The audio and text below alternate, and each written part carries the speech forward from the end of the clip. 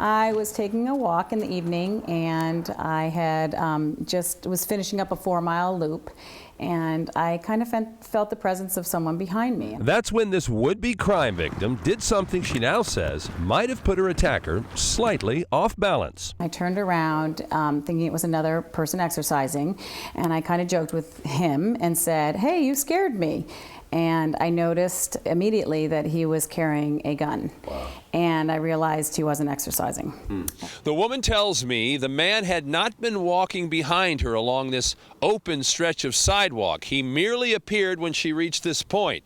He had to have been hiding in these bushes, waiting for his prey. She says the man pushed her forward on the sidewalk about 10 feet, then around and behind the hedges and into a tall brush toward a drainage gully and a deep wooded ravine below, where she immediately knew she could not go if she were going to survive. It started to struggle. I was then face to face with him, and I kind of tried to reason with him, saying, you know, why would you do this to me? I've had a really bad day, and you're not making it worse.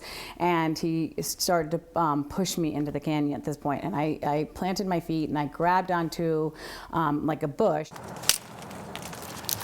A branch broke off in her hand, but instead of giving up, she used it as a weapon, whipping her attacker with it, then folding it and whipping him again, all the while shouting at him as loudly as she could, screaming profanities and telling him to back off. And I just continued to hit him and hit him and hit him with this sapling, and he then ended up taking off and running. And as he ran up the sidewalk and across the street, I said, you know, this is my neighborhood and you're not going to do this, and you know, a few more choice words, and I watched until he disappeared into the darkness. Come on down, see the police dog, you will be bit. They go into the most difficult and tense situations to capture the most dangerous criminals. Many of those criminals are armed, dealing drugs, wanted for assault, sometimes murder. The SWAT unit of the San Diego Police Department is at the ready 24/7, with a sergeant and 6 officers on every shift. So why do they have to rely on outside private funding to pay for the tools they need to do their jobs? We don't have the budget to keep up with the equipment. You know, as mayor, I'm working really hard right now on, additional dollars for our police department. And the work that this community group is doing, Citizens for SWAT, greatly helps and aids in that effort. The nonprofit group Citizens for SWAT was formed 10 years ago to supplement what the city is able to provide. Back when we went on the ride-along, we were in a 1984 Weber's bread truck. That broke down on the way to serving a warrant. In the decades since, Citizens for SWAT has raised $1 million through events like their golf tournament. They replaced that bread truck with a rapid deployment vehicle that can load up to 22 people in full gear. We're just kind of a gap filler. We like to be able to equip them with the most sophisticated equipment, so not only can they keep themselves safe, but us citizens safe as well. So our shields are outdated and getting obsolete. As you can see, it's really getting worn and beat up from being used on so many operations. The SWAT requests from this year's tournament: 15 shields at a cost of $55,000, a new turret for the Bearcat armored vehicle at $26,000, a new windshield and new tires for the Bearcat after a pipe bomb did some damage and the tires were shot at. It's a huge expense. I mean, when we start talking about money for an officer, what amount do we put on an officer's life to keep them safe? Another private citizen who donates to the San Diego Police Department SWAT unit, Stu Siegel, who lets them use the Iraqi village for training for free. Siegel's Strategic Operations in Kearney Mesa provides hyper-realistic training for military and police, and San Diego SWAT uses their outside and inside facilities. It's a simulated house. The members of the SWAT unit are called into action a few times a month on average, but they train constantly in this set with real furniture and movable walls. They role play as they look for suspects. The officers never know what they'll find in these mock situations. It's intense training that gets them ready for the real thing. Yeah, you gotta be prepared for dogs, for people. Either people are gonna be cooperative, people are gonna be hostile, people are gonna wanna attack us, people are gonna wanna run away from us. So we have to be prepared. And the SWAT unit has to keep up with ever-changing technology. Robots that go into buildings first can cost up to $25,000 apiece. If it's an empty place, we don't want to send gas and waste hours and hours of our time on an empty house. So a lot of times, if we're not sure the person's there, we'll throw a robot in, clear it.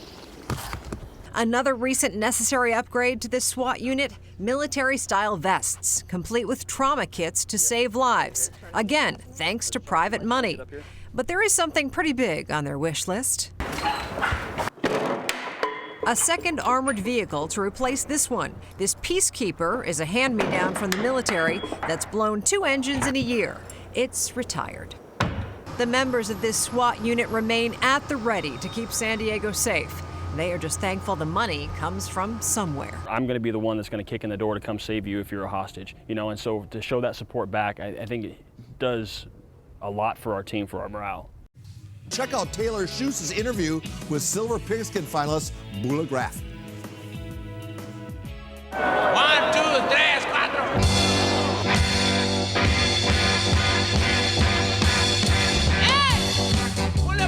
Our fourth finalist is a 4-year starter who has the distinction of being the first kid ever from the Bishop School to make our podium. He's also a Little League World Series hero, Bula Graff. To Graff. Great catch. Take another look. You say you want more Bula, Bula, Bula on the draw play. He goes right up the gut for 50 yards.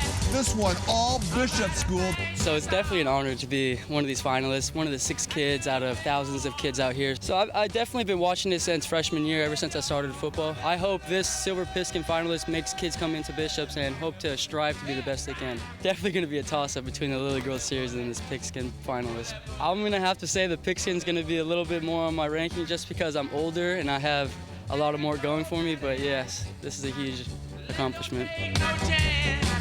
Call it a shock to the system, the University of California system, and the students enrolled at its 10 UC campuses. We're already struggling enough with tuition. The president of the University of California, former Homeland Security Chief Janet Napolitano, is recommending a tuition hike of up to 5% in each of the next 5 years. Those small increments are going to build up, so it's really stupid. I'm an RA, so I'm already getting my tuitions up paid for, but it's still not enough.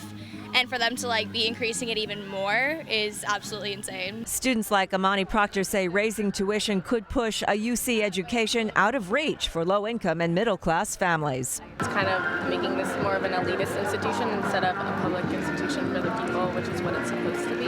UC officials say by raising tuition, 5,000 more students can be enrolled, more faculty can be hired, and some of the funding that was slashed during the recession can be restored. The system should be looking for ways, modern ways, more efficient ways to deliver and broaden the services to the students. Mark Leslie is the president of the San Diego Taxpayers Association. He says there's another way to gain control over higher costs. But there must be a program put into play that is going to find a way to deliver those services without continually raising prices. The new tuition plan has the full support of the UC chancellors, including the head of UCSD.